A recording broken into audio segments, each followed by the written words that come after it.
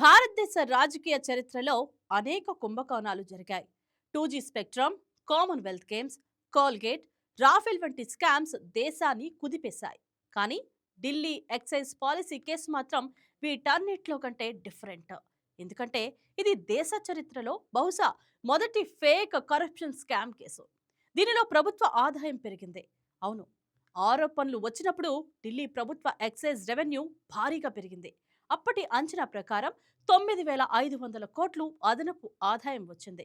కానీ ఈ విజయాన్నే కుట్రగా చిత్రీకరించి సిట్టింగ్ సీఎం అరవింద్ కేజ్రీవాల్ను అరెస్ట్ చేసి రాజకీయ ప్రత్యర్థులను లక్ష్యంగా చేసుకున్నారని ఆరోపణలు గుప్పుమంటున్నాయి.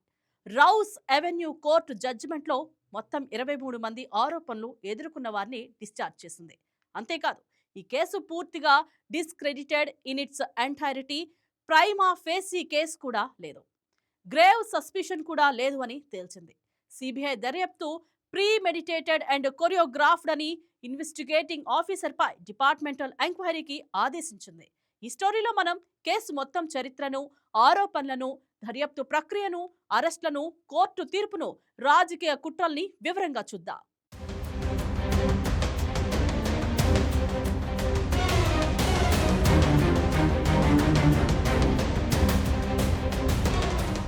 ఢిల్లీలో 2021-22లో అరవింద్ కేజ్రీవాల్ సర్కార్ కొత్త మద్యం పాలసీ తెచ్చింది.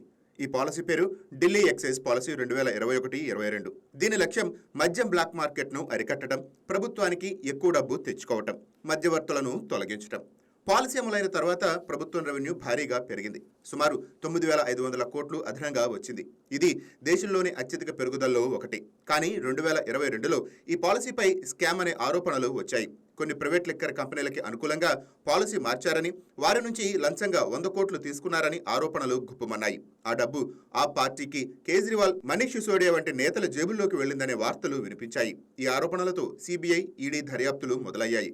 చాలా మంది అరెస్టు కూడా అయ్యారు.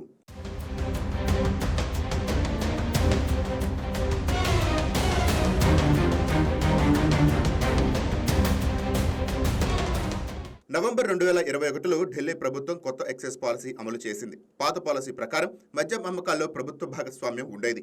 కొత్త పాలసీ ప్రకారం ప్రైవేట్ కంపెనీలకు లైసెన్సులు ఇచ్చారు, దుకాణాల సంఖ్య పెంచారు, ఓపెన్ మార్కెట్లో పోటీ పెంచారు. ఫలితంగా మద్యం ధరలు కొంచెం తగ్గాయి, ప్రభుత్వ ఆదాయం కూడా పెరిగింది, బ్లాక్ మార్కెట్ తగ్గింది. కానీ ఈ మార్పులు కొందరికి నచ్చలేదు. పాత మధ్యవర్తులు, లైసెన్స్ హోల్డర్లు నష్టపోయారు. జూలై 2022లో కొత్త పాలసీ అమల్లో ప్రొసీజరల్ లాప్సెస్ ఉన్నాయని Delhi chief secretary Naresh Kumar report ఇచ్చారు. Lieutenant governor VK Saxena CBI దర్యాప్తునకు సిఫార్సు చేశారు. ఆగస్టు 2022లో సిబిఐ ఎఫ్ఐఆర్ నమోదు చేసింది. ఈడీ మనీ లాండరింగ్ కేసు పెట్టింది. కొత్త పాలసీని సౌత్ గ్రూప్ కి అనుకూలంగా మార్చారని, లైసెన్స్ ఫీజు తగ్గించి ప్రాఫిట్ మార్జిన్ పెంచారని, దానికి బదులు లంచం తీసుకున్నారనే ఆరోపణలు వచ్చాయి.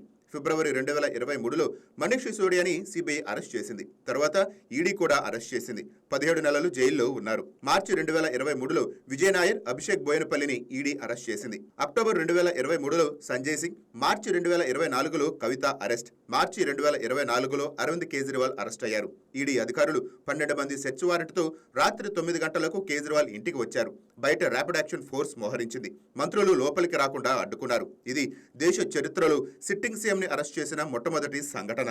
జూన్ 2024లో సిబిఐ కూడా కేజ్రీవాల్ ను అరెస్ట్ చేసింది. మొత్తం 23 మంది ఆరోపణలు ఎదుర్కొన్నారు.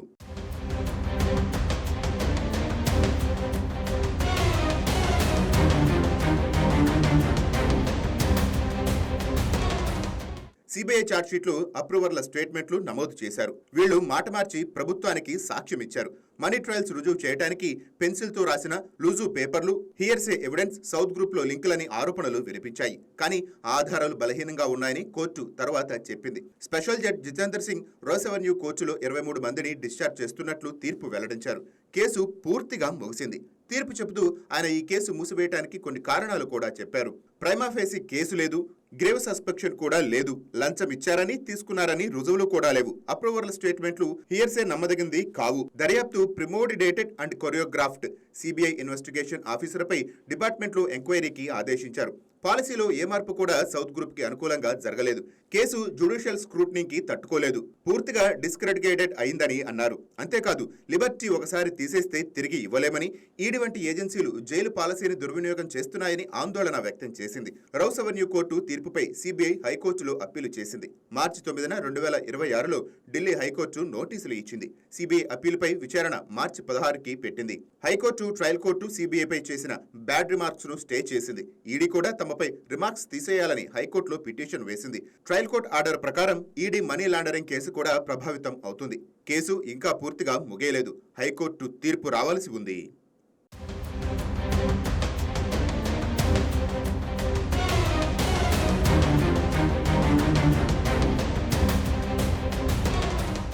చాలా మంది రాజకీయ కుట్ర అని అంటున్నారు. 2024 లోక్సభ ఎన్నికల ముందు కేజ్రీవాల్ అరెస్టు చేసి ఆ పార్టీని బలహీనపరచడం కోసం సిబిఐ, ఈడీలను రాజకీయ ఆయుధంగా ఉపయోగించారని ఆరోపణలు ఉన్నాయి.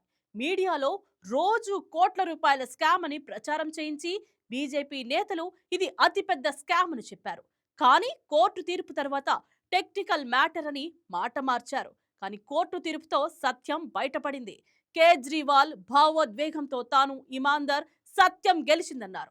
ఈ కేసు భారత రాజకీయాల్లో ఒక పెద్ద ఉదాహరణ. ఏజెన్సీలను రాజకీయంగా ఉపయోగిస్తే ఏమవుతుందో చూపించింది. న్యాయ వ్యవస్థ స్వతంత్రంగా పనిచేసి సత్యాన్ని నిలబెట్టింది. పాలసీతో ప్రభుత్వ డబ్బు పెరిగింది. కానీ ఆధారాలు లేకుండా కేసు పెట్టి జైలు పాలు చేశారు. ఇది ప్రజాస్వామ్యానికి ఒక హెచ్చరిక లాంటిది. Please subscribe to YK TV Network. Please subscribe to YK TV. Please watch YK News.